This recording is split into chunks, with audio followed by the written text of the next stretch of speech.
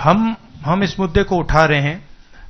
मेरी जिम्मेदारी है एज एलओपी इस मुद्दे को उठाना।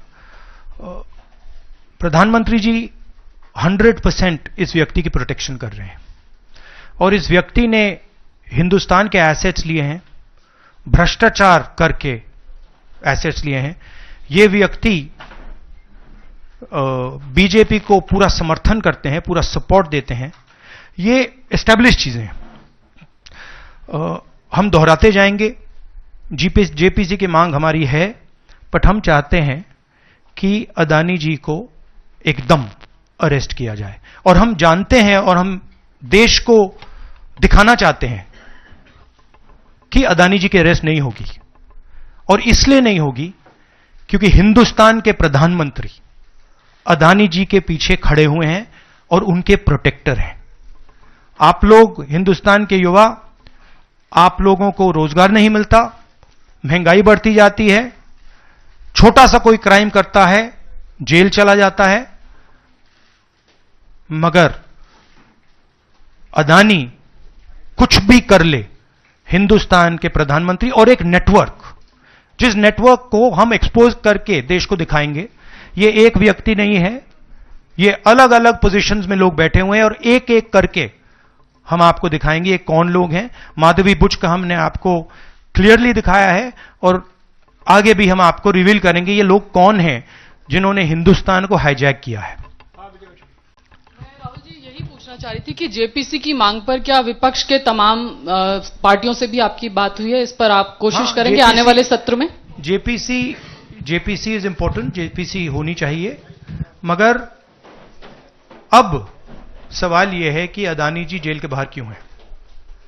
अगर कोई भी क्राइम करता है तो नरेंद्र मोदी का कहना है वो उसको अंदर कर देते हैं, और ये जो व्यक्ति हैं जिनको अमेरिकन एजेंसी ने कहा है कि इन्होंने क्राइम किया है, और अमेरिकन एजेंसी ने कहा है कि इन्होंने हिंदुस्तान में क्राइम किया है, ब्राइब्स दी हैं, पावर को महंगा बेचा है, ये सब वहां बोला जा रहा है और प्रधानमंत्री यहां कुछ नहीं कर रहे हैं। और मैं आपको बताता हूं कुछ नहीं कर सकते।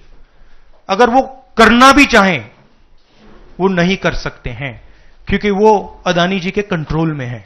ये मेरा मेन मैसेज देश को ये है, जेपीसी है, अदानी जी के अरेस्ट है, मगर मैं जनता को कहना चाहता हूं, आप नोट कीजिए,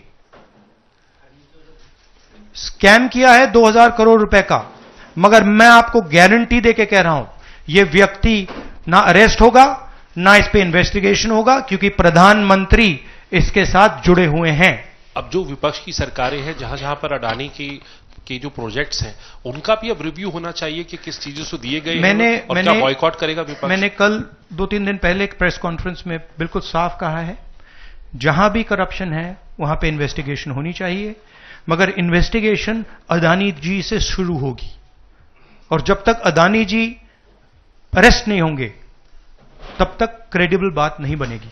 तो शुरुआत वहां से है, अदानी जी को अरेस्ट कीजिए, उनका इंटेरोगेशन कीजिए, और फिर जो भी इसमें इन्वॉल्व है पकड़िए, और एंड में मैं आपको बता रहा हूं नरेंद्र मोदी जी का नाम निकलेगा, क्योंकि बीजेपी की पूरी फंडिंग, पूरा फंडिंग स्ट्रक्चर इस व्यक्ति के हाथ में है।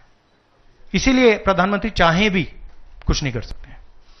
एक प्रकार से अदानी जी ने हिंदुस्तान को हाईजैक कर लिया है, हिंदुस्तान अदानी जी के ग्रिप में है, इसलिए हिंदुस्तान के एयरपोर्ट्स, पोर्ट्स, डिफेंस इंडस्ट्री, ये पार्टनरशिप है। एक तरफ नरेंद्र मोदी जी और एक तरफ अदानी जी, और मैं आपको यहां कह रहा हूं कि नरेंद्र मोदी जी अदानी को अरेस्ट नहीं कर सकते हैं।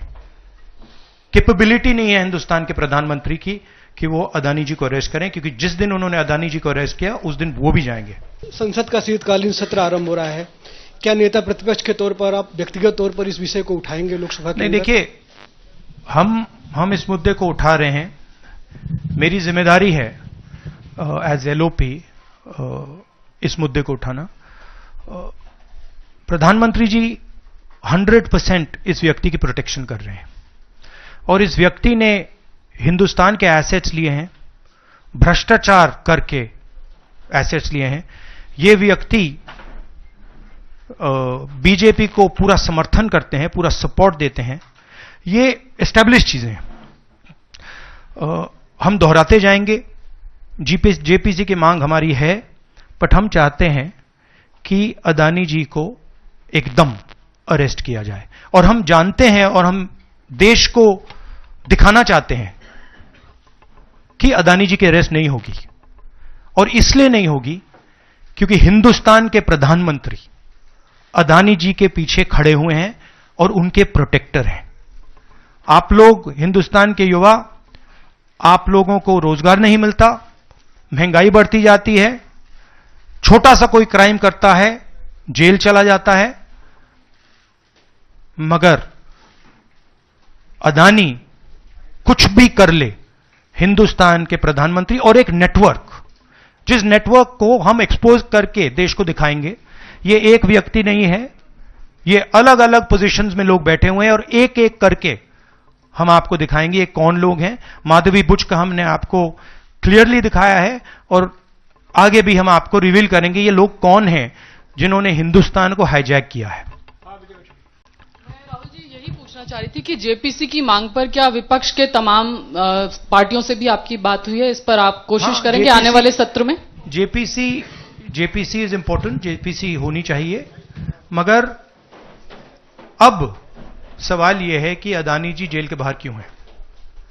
अगर कोई भी क्राइम करता है तो नरेंद्र मोदी का कहना है वो उसको अंदर कर देते हैं, और ये जो व्यक्ति हैं जिनको अमेरिकन एजेंसी ने कहा है कि इन्होंने क्राइम किया है, और अमेरिकन एजेंसी ने कहा है कि इन्होंने हिंदुस्तान में क्राइम किया है, ब्राइब्स दी हैं, पावर को महंगा बेचा है, ये सब वहां बोला जा रहा है और प्रधानमंत्री यहां कुछ नहीं कर रहे हैं। और मैं आपको बताता हूं कुछ नहीं कर सकते, अगर वो करना भी चाहें वो नहीं कर सकते हैं क्योंकि वो अदानी जी के कंट्रोल में है। ये मेरा मेन मैसेज देश को ये है, जेपीसी है, अदानी जी के अरेस्ट है, मगर मैं जनता को कहना चाहता हूं आप नोट कीजिए, स्कैम किया है 2000 करोड़ रुपए का, मगर मैं आपको गारंटी देके कह रहा हूं यह व्यक्ति ना अरेस्ट होगा ना इस पे इन्वेस्टिगेशन होगा क्योंकि प्रधानमंत्री इसके साथ जुड़े हुए हैं। अब जो विपक्ष की सरकारें हैं जहां जहां पर अडानी की जो प्रोजेक्ट्स हैं उनका भी अब रिव्यू होना चाहिए कि किस चीजों से दिए गए हैं और क्या बॉयकॉट करेगा विपक्ष? मैंने कल 2-3 दिन पहले एक प्रेस कॉन्फ्रेंस में बिल्कुल साफ कहा है, जहां भी करप्शन है वहां पे इन्वेस्टिगेशन होनी चाहिए, मगर इन्वेस्टिगेशन अदानी जी से शुरू होगी, और जब तक अदानी जी अरेस्ट नहीं होंगे तब तक क्रेडिबल बात नहीं बनेगी।